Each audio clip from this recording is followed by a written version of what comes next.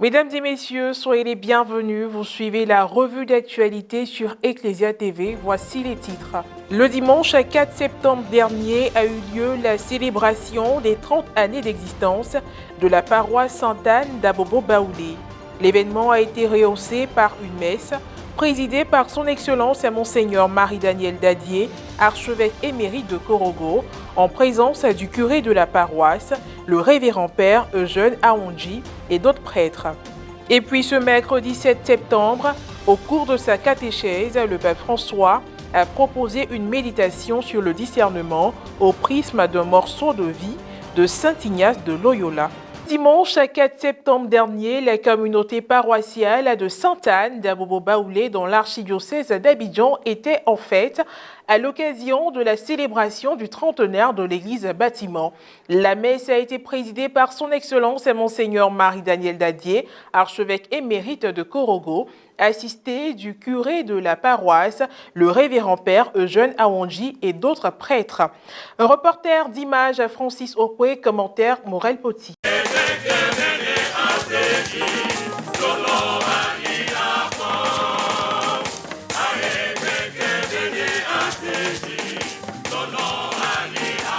Archidiocèse d'Abidjan, paroisse Sainte-Anne d'Abobo-Baoulé. La communauté paroissiale, avec à sa tête le révérend père curé Eugène Aoundji, a célébré le 30e anniversaire d'existence de la paroisse le dimanche 4 septembre dernier, au cours d'une messe présidée par son Excellence Monseigneur Marie-Daniel Dadié, archevêque émérite de Korogo, en présence du premier responsable de la paroisse et d'autres prêtres. Étaient également présents des autorités politiques et coutumières, dont le ministre ivoirien des Sports Paulin Claude Danho, parrain de l'événement, et M. Claude Djangon Amondi, chef du village. Célébration spéciale, rite particulier. La procession de l'évangéliaire précédée de la machette, un symbole traduisant le caractère tranchant de la parole de Dieu et la lampe symbole de lumière. Pendant l'homélie, son Excellence Monseigneur Marie-Daniel Dadié a invité chaque paroissien à s'armer de courage face aux difficultés rencontrées et ne compter que sur le Christ seul. Voir si l'on peut aller jusqu'au bout, que ce soit en construction ou en guerre contre l'ennemi. Ces deux petites paraboles ont pour but de nous faire réfléchir sur la nécessité de l'engagement dans une affaire aussi importante que suivre Jésus-Christ. Avant de tomber à l'eau pour nager, réfléchir si l'on est vraiment décidé à le faire. Autrement dit, peut-on craindre le froid quand on est dans l'eau? Il en va de même pour des batailles. Peut-on vraiment, oui ou non, affronter l'ennemi surarmé qui vient en face? Toute entreprise sérieuse, tout engagement sérieux mérite réflexion et un libre choix. Là est la vraie sagesse. L'ignorer, c'est méconnaître que le Christ doit être préféré à tout et retourner dans les liens d'un esclavage ancien. Le savoir, c'est enfin, c'est aimer le Christ, le préférer à tout et être vraiment son disciple.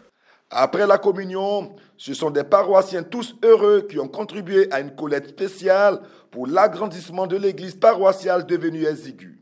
S'en sont suivis la bénédiction des personnes ayant 30 ans et plus, puis celle de la génération Nyando Djéhou, venue rendre grâce à Dieu également.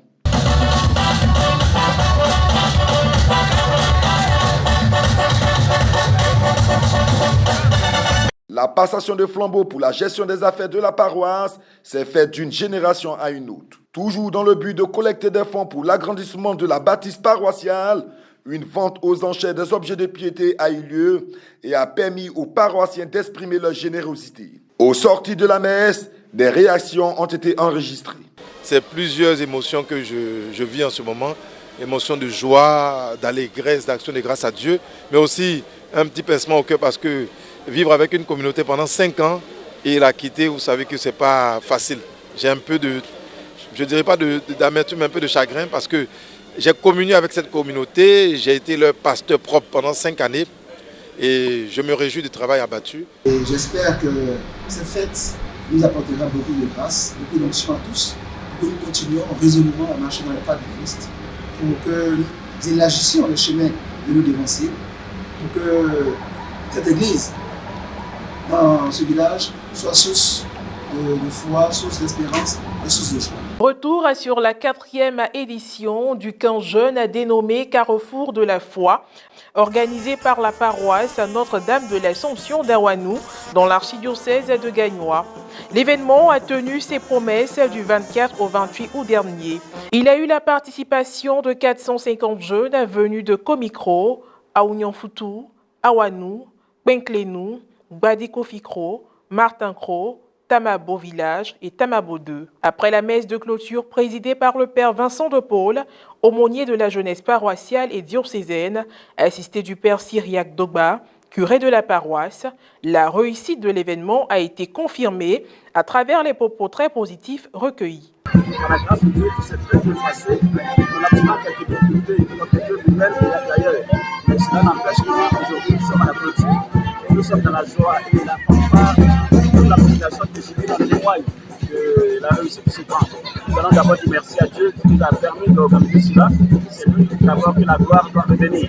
Et ensuite, tous les acteurs qui ont contribué à la réussite de ce camp, une formation des jeunes, une formation chrétienne, une formation humaine. Et aujourd'hui, c'est la grande joie, c'est la grande chose.